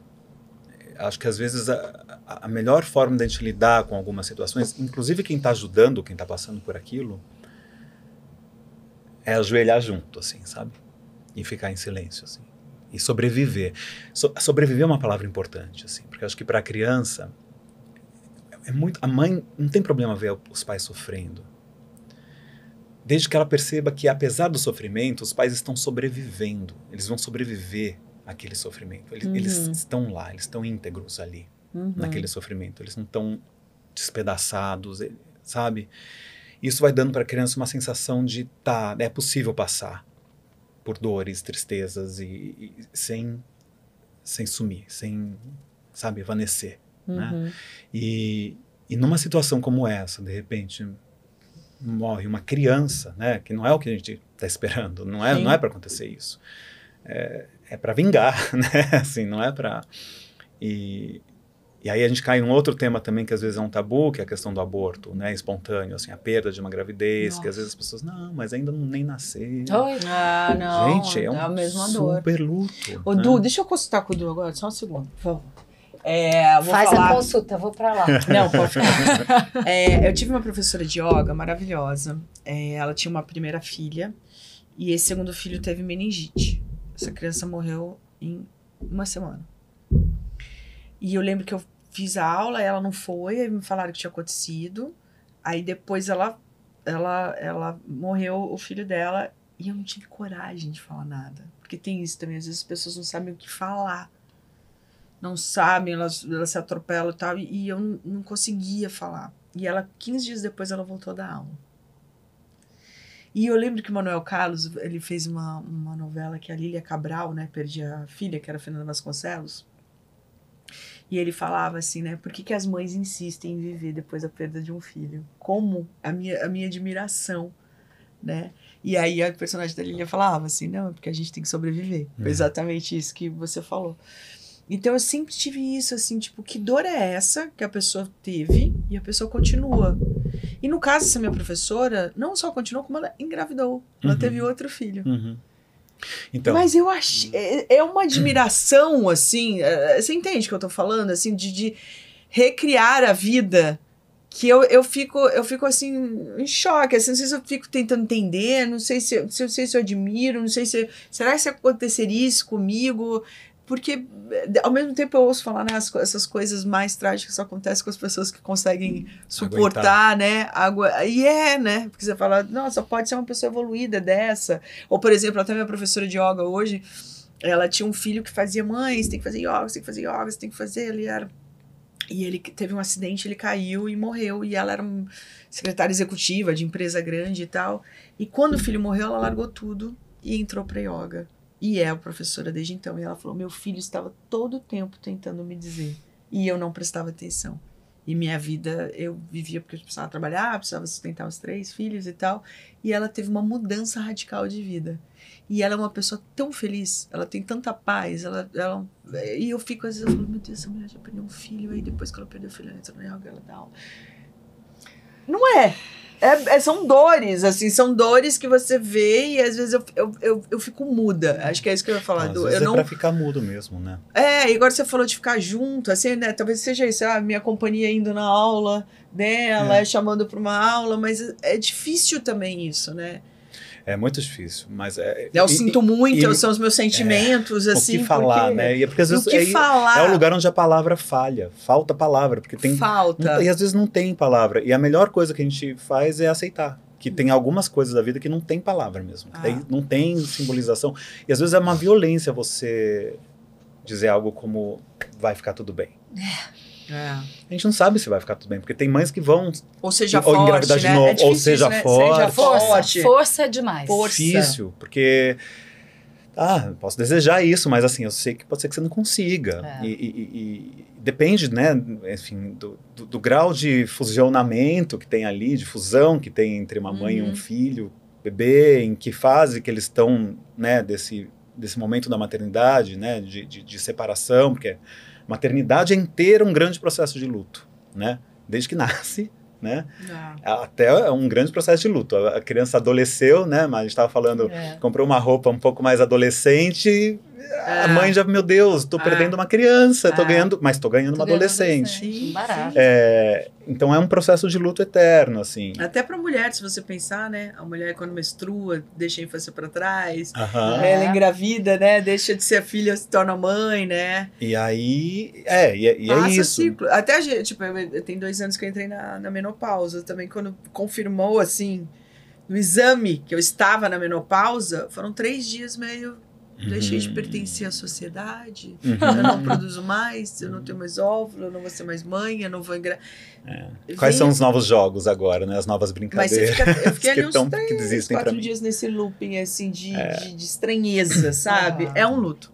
Olha quantos lutos a gente vive, gente. Agora, quando perde uma criança, é isso, né? Se já está num momento em que a diferenciação ali das subjetividades daquela família, né, já está mais bem estabelecida, é uma dor gigantesca muitas vezes, mas ela aponta para um futuro, né? E aí é isso, eu estou viva, né? A mãe, enfim, não tem explicação, não é o que a gente espera da ordem da vida, mas o fato é que alguém mais jovem do que eu morreu e eu tô aqui ainda. Então, se eu tô aqui ainda, me cabe honrar a vida, né? A chance de continuar viva e honrar a vida. Mas às vezes tem um funcionamento enorme ali entre mãe e que a mãe morre junto. E às vezes cai numa melancolia mesmo, e às vezes não consegue sair. Uma depressão, né? Não consegue sair. Tem pais que mantêm os quartos montados exatamente com as últimas roupas, com tudo, né? Não consegue desfazer, né? Tem uma vez uma pessoa me escreveu pelo Instagram, eu fiz uma live no 2 de novembro, no ano passado, retrasado, sobre o luto e a infância, né? E aí a pessoa me escreveu inbox e falou assim, e quando você se sente culpada pela morte do filho? E aí eu comecei a conversar com ela ali, e aí ela contou que o filho adoeceu e ela foi meio que na correria do dia, foi tratando o sintoma com analgésico, com isso, com aquilo, e no fim era uma meningite. E aí o negócio avançou demais, muito rápido, foi coisa de dias, o filho morreu, e aí o sentimento é de culpa. de negligenciei, né? Assim, antes eu tivesse pecado pelo excesso, né? De ter levado antes para emergência. Mas é o que a gente estava falando, a gente nunca está preparado, né? E esse tipo de situação é muito difícil, porque a culpa pega justamente num ponto em que um dia lá atrás, numa madrugada, em que aquele bebê estava chorando, e você já estava uma semana sem dormir, você já não aguentava mais. Passou pela tua cabeça querer se livrar daquele bebê. Porque passa. E de repente aconteceu. É claro que não é culpa da mãe, mas a culpa passa por um desejo ali. Já houve um desejo de que aquilo acontecesse, mas não realmente, não na realidade. De repente aconteceu. Agora, realmente não tem nenhuma... Não tem, né? Não tem. Agora, esse é o momento, agora vamos falar, né, do ponto de vista da saúde mental, esse é o momento de procurar uma ajuda profissional, né? Inclusive de uma intervenção, se for o caso, medicamentosa, para a pessoa poder entrar em contato com o mínimo de possibilidade de vida, né? Assim. Pode ajudar. Sim, total. A parte de medicação também é uma linha tênue, né? Pode muito ajudar a elaborar o luto, ou pode querer tamponar o luto. Aí não. Porque você não tá cada em caso contato, vai ser né? Então, cada caso é um caso e cada dose é uma dose, sabe? Assim, não pesar muito a mão, mas ali para ajudar a essa sobrevida, né? Essa sobrevivência, assim, para dar conta daquilo num processo. E aí sim, acho que é muito importante ter um processo, ter uma ajuda profissional. Um acompanhamento, fato, né? Acompanhamento não só o medicamento, a terapia regular, porque né? a terapia é essa elaboração de luto o tempo todo. Né? Poder falar da culpa, poder assumir essa culpa e se perdoar em algum momento, não sei como. Aí, como cada um vai achar um jeito de elaborar, de inventar uma vida depois disso, aí a gente tem que descobrir. A gente teve uma... Não é motivo de vergonha, né? A gente procurar ajuda, gente, pelo amor de Deus, né? A gente teve um caso de um casal, amigos nossos, que eles perderam um filho bebê de uma forma muito trágica. Depois de muito tentar engravidar e não conseguir. Acidente com sling. A mãe tropeçou, caiu e esmagou o bebê. Bebê pequenininho. Né? Essa é a situação. Eu não fui, o Ricardo foi, ao enterro. Ele falou assim, o pai carregando o caixãozinho, né? Assim, só triste. O pai sozinho, porque era um bebezinho mesmo. E aí eu queria resgatar essa fala sua, que eu acho fundamental, que é o estar ao lado. A verdadeira empatia. Tem um vídeo que eu uso muito com criança, que depois a gente pode até disponibilizar aqui no episódio, na descrição do episódio, que é a empatia no momento da dor, do luto, que é um bichinho que ele entra num buraco.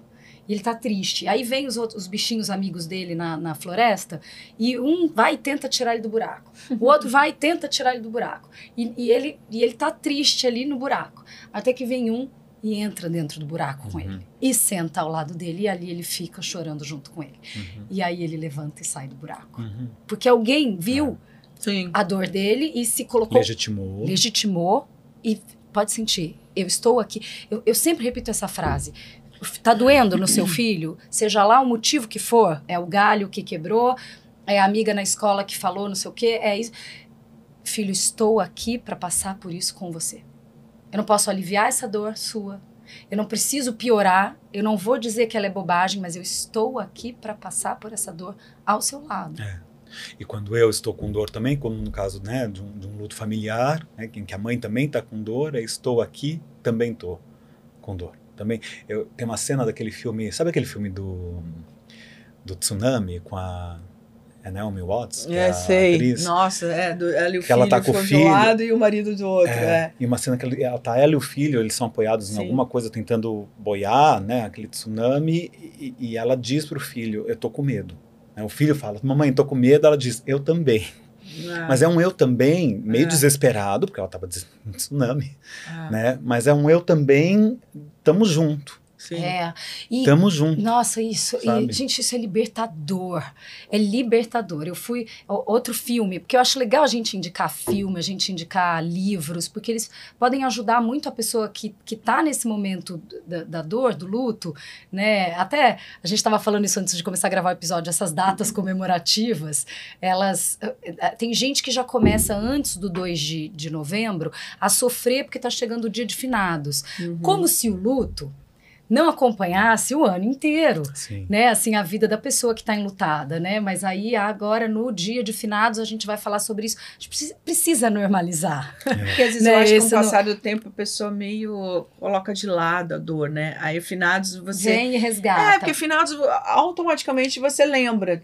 Quem são as pessoas que morreram? Mas é um dia... Mas é bom isso também, porque a ideia do luto, isso é muito importante, a gente não confundir que a gente está falando, a sociedade está tão louca, que a gente está tentando resgatar a dor, né, assim, o sofrimento, o valor da dor, e de fato é importante, mas também é importante que ela passe, né, é importante, o luto, ele é legal, ele é um processo de elaboração, a ideia é que passe, é que você esqueça e retome tua vida, né, e aí um dia você vai lembrar, um dia vai dar saudade, e você vai lá e desenha. Ou vai sentir um cheiro, ou vai olhar umas fotos, comida, né? Uma comida, puta, vou lá, vou comer essa comida, vou fazer uma homenagem. E tem o dia de finados, assim, eu acho que simbolicamente o dia de finados é interessante, assim, porque é meio que como se fosse assim, o dia reservado para lembrar dos mortos, né, para poder liberar o resto do ano. Agora, o problema é que a sociedade foi indo numa pira em que, como se fosse só esse o dia, não é assim, né? Assim, quer dizer, a gente tem que estar em contato com essa realidade, que é da perda e da morte. Mas sem também sucumbir necessariamente a uma certa fetichização da dor, sabe? Assim, de ficar, nossa. Qual é a sua opinião sobre a espiritualidade nessa hora da morte, assim? Você acha que é uma coisa que ajuda? Você acredita? Você tinha falado dos céticos, né? Ali da coisa. Ana, é porque o cético ele tá muito perto da criança que diz as pessoas morrem. Né? O cético é esse. A vida é essa, né? É um jeito de você... Não, eu também te pergunto isso porque eu fiz um filme espírita, né? Do Divaldo Franco, da Joana de Ângeles. E esse é um filme que quando alguém perde, eu falo, assista o filme, que você vai entender o que está acontecendo com você nesse momento. E todas as pessoas que estavam passando por um luto, quando assistiram, falaram, nossa, me deu uma paz tão grande. Ótimo. Então, eu fico usando como dose homeopática, assim, né? Tipo, dá uma olhada. Claro que se for uma coisa mais... Mas ele é um filme que faz entender. E as pessoas, quando tem uma morte assim, elas procuram muito, né? A espiritualidade. Não, a gente tenta achar sentido, né? Tenta achar sentido. E eu acho que a espiritualidade é fundamental. Ela é muito importante, né? E as religiosidades também, mais do que os dogmas religiosos, as religiosidades, né? Que conversam, são derivados do Virou Estrelinha. São formas de você dar um sentido então, que história eu vou conseguir contar para mim mesmo, para me ajudar a lidar com essa perda. Quer dizer, o que eu posso me dar em compensação? Eu perdi algo, o que eu vou me dar simbolicamente? Eu vou me dar uma história. Tanto que o normal do luto, o normal no sentido não que seja... Cuidado com essa palavra, né? Não em oposição ao anormal. O comum, o corriqueiro do luto, é você só lembrar as coisas boas de quem você perdeu. Você lembra da pessoa e você até idealiza aquela pessoa, né? Isso às vezes até se torna um problema, porque você começa a sentir culpa se você... porque é aquilo que a gente estava falando, você perdeu alguém, você ganhou alguma coisa também, né? Você perdeu uma pessoa lá, enfim, no seu pet, te enchendo, com ciúme. Que é o natural dos relacionamentos. Natural, ninguém é todo amor, né? Assim, tem uma parte que não é tão legal. Essa parte, quando vai embora, alívio. Mas a culpa não permite isso. Mas é importante poder se permitir isso também, sabe? Assim, enfim. Perdi de onde eu estava. Não, ela estava espiritualidade, né? A espiritualidade. Então, a espiritualidade já meio que ajuda a elaborar isso, né? Assim, você vê mais como uma ajuda do que... Desde que ela não seja impositiva, né? Porque se ela começar a virar uma coisa prescritiva, impositiva, Aham. você não pode sorrir porque você tá de luto. Aí complica. Então tudo errado. Sabe né? um filme lindo pra isso? Meninas Não Choram.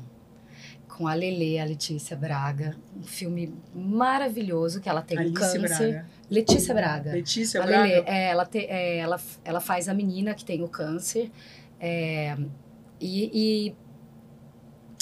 Do Netflix, um mais Meninas Não recente. Choram. Sim.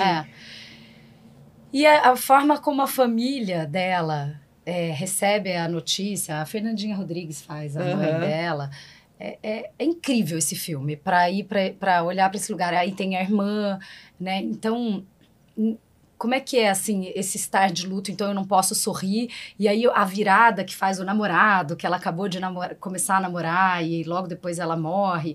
É lindíssimo esse filme. Assim, um filme que eu super recomendo. Esse é um momento da singularidade absoluta, assim. A gente precisa respeitar absolutamente a singularidade de cada um, como é que cada um vai lidar com a morte. Dentro de uma família isso também é muito importante, porque a gente pensa às vezes a família como uma coisa só, né? A família, um bloco todo. Não é um bloco. Cada um vai reagir, Cada um vai ter seus, sabe? Tem gente que vai querer falar sem parar, tem quem vai querer dançar, tem quem vai querer escrever um poema, fazer um desenho, ou ficar quieto em silêncio. Quem vai no velório, quem não vai no velório. Quem toma um porre. Quem toma um porre. Mas, gente, isso acho que isso é tão quem sai transando, sabe? Tem coisas assim, as reações são inimagináveis, assim. Elas podem ser qualquer... E, Du, isso é muito importante. Eu quero que você fale mais, assim, disso. Porque quantos pais cobram dos filhos um comportamento de luto diante, por exemplo, da perda de... Você tem uma família e aí morre uma criança. E aí como é que é esse irmão? Eu tenho um caso exatamente desse. Que aí esse irmão, ele tem que ficar vivendo agora uma vida que não tem brincadeira, que não tem sorriso, que não tem... Sem nenhum julgamento aos pais, eles perderam um filho, eles perderam uma criança. Como é que é agora?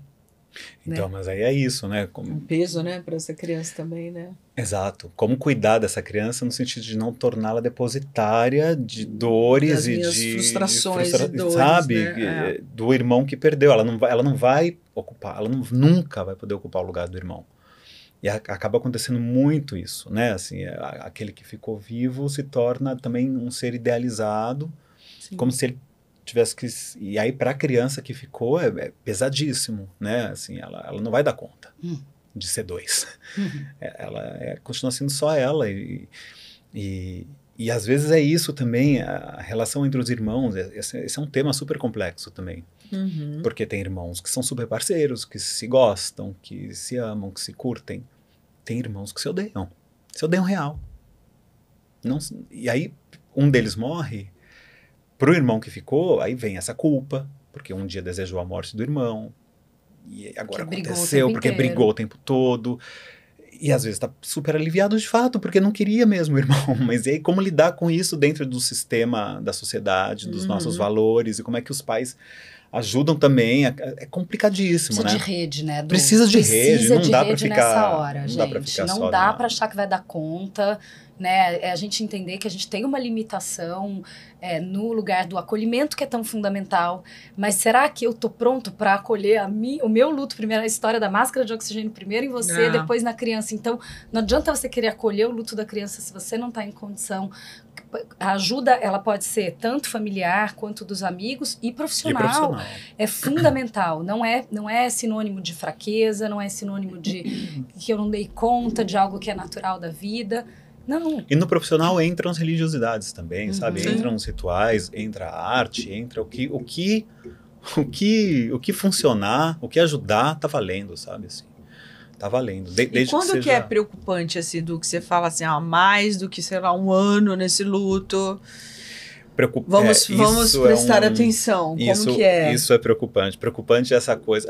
A psiquiatria foi botando esses tempos, né? Esses limites assim, do luto patológico, mais do que 6 meses de luto. Já não existe mesmo? É real? Não é. Não. Isso eu acho que é uma violência enorme, assim, dos manuais diagnósticos, tanto que eles mudam. É uma coisa tão imprecisa, é uma coisa tão ligada a outros problemas, à indústria farmacêutica, a tantas questões. É muito violento. A gente querer dar um tempo para a dor do outro, né? Loucura, né? Porque geralmente a gente quer se livrar. Aquele que não está sentindo a dor, é muito difícil ficar nesse lugar de entrar na toca do amiguinho e ficar lá. Porque você tá bem, você quer curtir a praia, entendeu? Você quer viver a vida e a pessoa tá com dor. É um lugar difícil. Sim. Só que você tem que respeitar. E aí, o tempo que for, né? A gente ouve muito, a gente falava agora há pouco, né? Nossa, mas a pessoa ainda está chorando, ela ainda chora a morte do marido, né? Esse ainda é muito violento, porque quem disse qual é o tempo certo? Não dá pra gente, sabe? Mas tem algo assim que você... O que preocupa? Assim que você... o que você pode...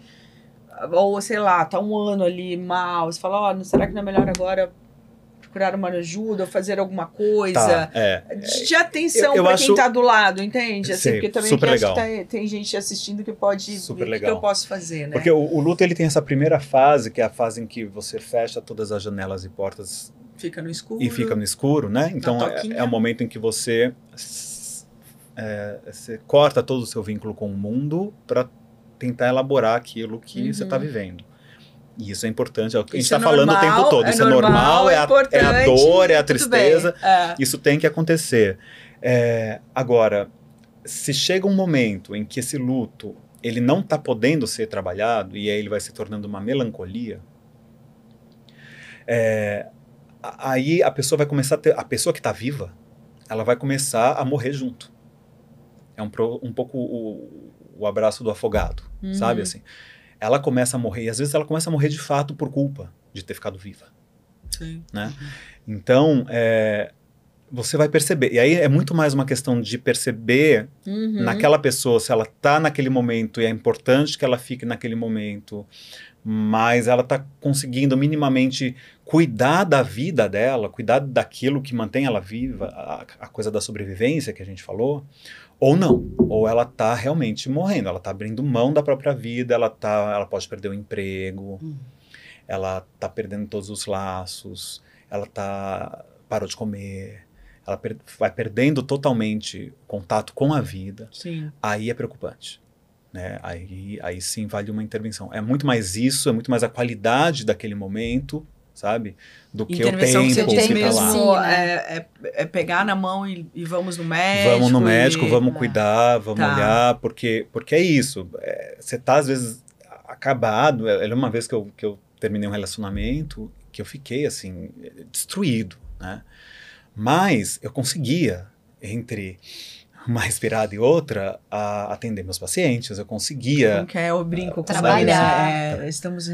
Tô viva, respirando por aparelhos. Respirando por aparelhos, vai exato, indo, né? tipo vai isso. Indo que uma hora você tirou o aparelho. Mínima, sabe, não tinha fome, eu não tinha fome nenhuma, mas falava, mas eu sei que eu preciso comer. Porque senão eu vou né? Então eu vou forçar alguma coisinha aqui. Então isso é um apego à vida, apesar de você não estar conseguindo. Sim. Se você se entrega completamente, aí... Eu tenho uma amiga que ficou viúva, que fala muito isso, que os filhos dela são essa ela fala, eu levanto todos os dias da cama, porque o marido dela, nosso amigo, morreu assim, subitamente, aos 40 anos de idade, com um filho o mais velho tinha 6 e o caçula tinha 3. E paizão, aquela coisa, né? Foi uma tragédia, assim, um grupo de amigos que a gente tem aqui no Rio. E foi uma tragédia mesmo, assim, como assim? E uma pessoa que se cuidava pra caramba, sabe? E ela se viu sozinha, perdeu a mãe muito nova, então tem essa rede, dos amigos, mas ela fala, eu olho todos os dias, isso já tem 5 anos, para os meus filhos, e levanto, e vai, e treina, e trabalha, e faz, e acontece, justamente porque existem essas crianças dando sentido, né, para ela. Agora, a gente passa Dia das Mães e Dia dos Pais juntos, desde que o Roberto morreu. E a gente sempre passa lá em casa, já ficou tradição nossa, todos os Dias das Mães e dos Pais a gente passa junto. E é claro que ela chora, e é claro que ela sente, é claro que... E isso pra gente é tão natural. Estamos conversando ali, é Dia dos Pais, e de repente ela chorou, e tudo bem, entendeu? E a gente... Não é assim, ela poder chorar e depois sorrir pro choro, né? Assim, chorar e sorrir pelo fato de estar chorando. É triste. Mas eu acho que você falou uma coisa boa, assim, que é uma coisa que eu percebo bastante, assim, das pessoas lutadas ao meu redor. Como o trabalho também salva, né? Salva. Você acordar com o propósito do dia, né? Nossa, eu vou ali trabalhar, porque aí você começa a falar com umas outras pessoas. Eu tive uma grande amiga, perdeu um namorado, enfim, até uma história conhecida no Rio do bar lá, do lado que era o torcedor do Fluminense, né? Eu li a notícia, não tinha lido o nome, aí fui ler a notícia de novo, aí eu entendi que ele era o namorado da minha amiga, então foi muito... E ela super jovem, assim, nossa, ela ficou desnorteada e tal, todo mundo foi lá na toquinha ficar com ela. Ela elaborou super bem, mas ela tava trabalhando. E depois, lá na frente, ela falou, Rê, se não fosse o trabalho, eu não sei como ia estar. Porque o trabalho, ela falou, acordava de manhã, eu chorava. Mas eu acordava, eu ia trabalhar, aí chegava à noite, chorava. Mas, então, é bom também o movimento que a própria vida, né, exige de você. Eu acho que isso é muito... É isso, a sua amiga, ela tem que fazer pelos filhos, né? Filhos, né? Você tem, porque você tem seus pacientes. Eu acho que a vida tá em dor? Tem. Tá dolorido? Tá. Mas a gente tem que ir, né? A vida, ela continua, né? Ela caminha, né? Exatamente. Não tem como. Apesar de você não querer caminhar, a vida tem esse movimento. E quando precisar, fazer a cena toda mesmo, sabe? De botar All By Myself lá e chorar e descer atrás da porta. Mas aí, gente, é isso. Sabe? Tudo bem. Chora mesmo, sabe? Grita, fica com raiva, porque daí isso, tem raiva também. Tem raiva. Raiva da morte, sabe? A raiva da pessoa que morreu também. Porra, você me deixou, você me abandonou. Eu fiquei puto com meu amigo, foi embora, sem nem falar nada, sabe? Assim, antes da gente fazer o que a gente ia fazer junto. Então, poder viver isso, sabe? E depois a vida segue, né? Tem uma coisa que, quando eu aprendi, eu fiquei encantada, assim, como o cérebro humano é interessante e inteligente, né? A gente é amigo e aí a gente tá junto com amigo, celebra com amigo e aí a gente tem um hormônio que é a ocitocina que me ensina que eu posso contar com você, né? Então a gente... você tem muito, né? Comigo. A gente libera ocitocina o tempo inteiro aqui. Ocitocina. A gente não grava mais podcast. Vocês podiam vender a ocitocina, distribuir um pouquinho. Encapsular e sair aí. Tá dentro da semente de abóbora. Isso. Ela coloca lá. Eu injeto a ocitocina na semente, no alpiste. Por isso que ela chega pra ela, todo dia ela se apaixona por mim. É o alpiste, ela coloca lá dentro, tenho certeza. É no alpiste que ela te dá. É no alpiste que ela me dá. Mas aí olha que barato, né?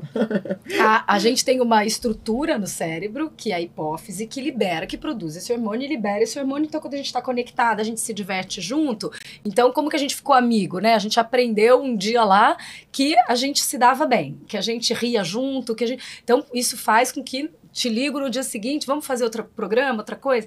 Mas dentro dessa estrutura tem uma outra, que é a neurohipófise, que libera mais ocitocina, uma quantidade maior de ocitocina, quando eu aprendo que eu posso contar com você na dor.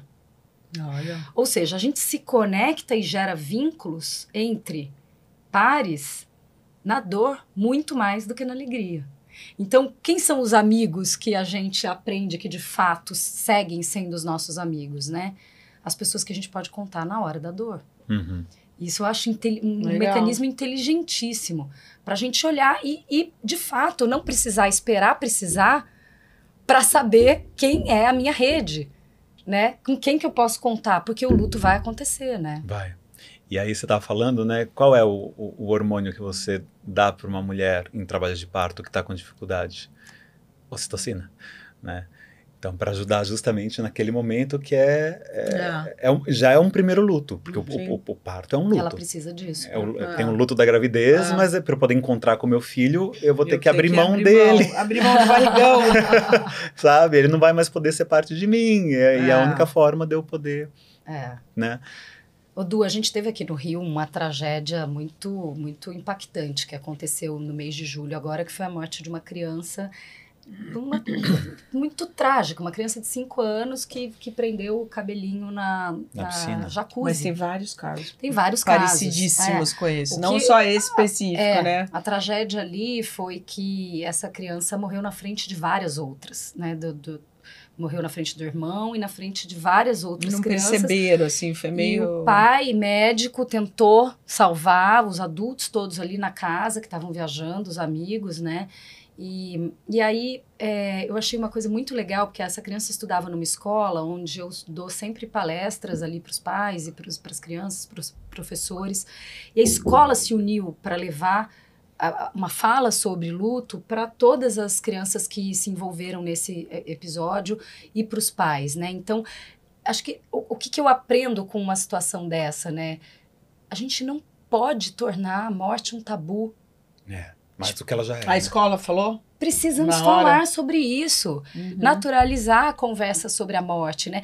É o que a gente estava falando ali antes, a gente não fala nem morreu, a gente fala faleceu. A gente tem medo de dizer, fulano morreu, né? Quando eu morrer, parece que é estranho, parece que tem essas falas, não fala porque atrai. Gente, né? Como que a gente...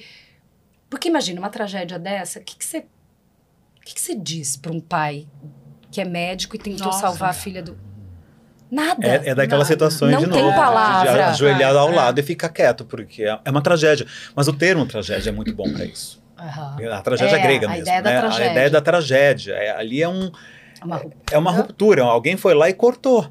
Cortaram a linha ali, sabe? E não tem uma explicação. E aí a questão é, depois desse primeiro momento, que é o momento da tragédia, que é um silêncio sustentado ali, aquela coisa trágica, como é que eu posso, de alguma forma, ajudar uma família a transformar uma tragédia num drama? Exato. Que aí o drama você tem jogo, né? O drama você começa a achar palavras, você começa a...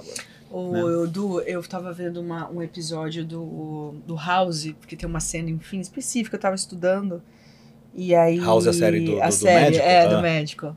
E aí tem uma questão de entra uma bactéria e os bebês vão fazer teste para tentar salvar, que eles vão morrer logo e tal. Aí tem uma mãe que tá olhando lá, que eles estão tentando salvar.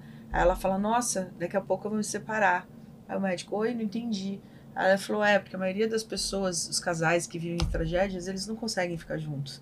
Aí ele, não, calma, a gente tá tentando salvar e tal, né? E aí eu trouxe isso pra minha vida. E realmente duas coisas, assim, bem próximas de mim. Parece que esses casais eles precisam se separar para eles continuarem a viver, né? Para continuar a sobreviver, não é? Isso é muito comum acontecer. É muito comum, né? Gente, mas aquele casal que eu falei, do acidente do sling, eles tiveram outro filho. Estão juntos. Não, sim, então, aí depende de como cada casal vai... Mas cada casal de um jeito, mas foi até falado isso, foi até falado na arte, né? Que a mulher fala, eu não vou ficar, vou me separar. A mulher com o bebê dentro lá, ela olhando o que estava acontecendo... e é difícil mesmo, né, para os casais, né? Parece que eles querem poder viver outras coisas, né? Não lembrar ou apagar essa memória. E acho que o outro, às vezes, lembra essa memória da situação, né? É tão difícil isso. Ou, às vezes, até uma impossibilidade daquele casal, se aquele casal... De novo, né? A questão fusional, né? Se aquele casal é muito fusional, no momento da dor... Para você poder elaborar a sua dor, você precisa de um espaço. Não dá para ser a dor do casal, sabe? Então, às vezes, você não pode mais ser um casal. Sua forma. Eu escutei uma vez uma pessoa falar isso em relação ao marido, que foi aquela cena trágica de esquecer a criança no carro. E aí o pai falou isso, eu não consigo mais viver com ela. Porque ela esqueceu o bebê, ela esqueceu a criança. O pai falou? Eu olho para ela, ele não consigo perdoar, não consigo. Na cabeça dele, a mãe matou a criança. Sim. E é isso, se a gente conseguir entender que não dá para julgar, não dá para pensar através da tua ótica, né? Assim, só dá para entrar no buraco junto. Exato, e de fato respeitar, realmente, cara. Esse cara, a melhor coisa que ele faz realmente é poder se separar. Para ela e para ele, né? Para ela também. Se ele não consegue olhar para ela e achar uma outra narrativa que não seja essa, né? Você matou nosso filho, não dá para eles estarem juntos. Seria um masoquismo, né? Continuar junto ali, se matando, se agredindo, né? Se fazendo mal, assim.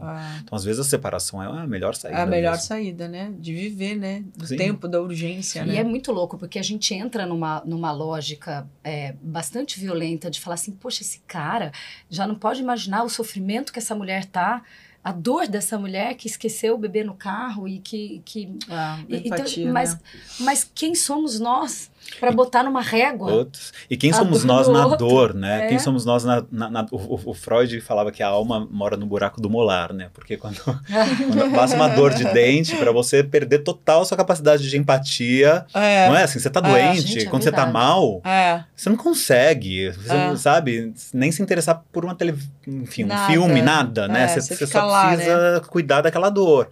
É. Então, alguém com dor, um ser com dor é um ser muito egoísta. E tem que ser para sobreviver. Sim. E às vezes não dá para julgar. Não dá. Uau, amiga, quantos tipos de coisa, luto, né? que a gente passa e vive, não? Mas eu acho que de tudo isso, assim, né? Se a gente puder fazer uma síntese do que a gente está falando até aqui. Espaço, respeito, rede de apoio. E sentar estar junto com o outro na dor. Estar ao lado. Passar ao lado. A verdade. Né? A verdade. O simbólico, no caso da criança, né? Então, quais são as estratégias que a criança vai ter para simbolizar isso? Permitir que ela participe, se for do desejo dela, né? Acho que jogar junto, né? Chamar a criança também para... E na medida do possível chamar a morte para jogar xadrez com ela um pouco ali no sétimo selo. Não, normalizar, né? Normalizar chamar a morte, sobre sabe, a morte, né?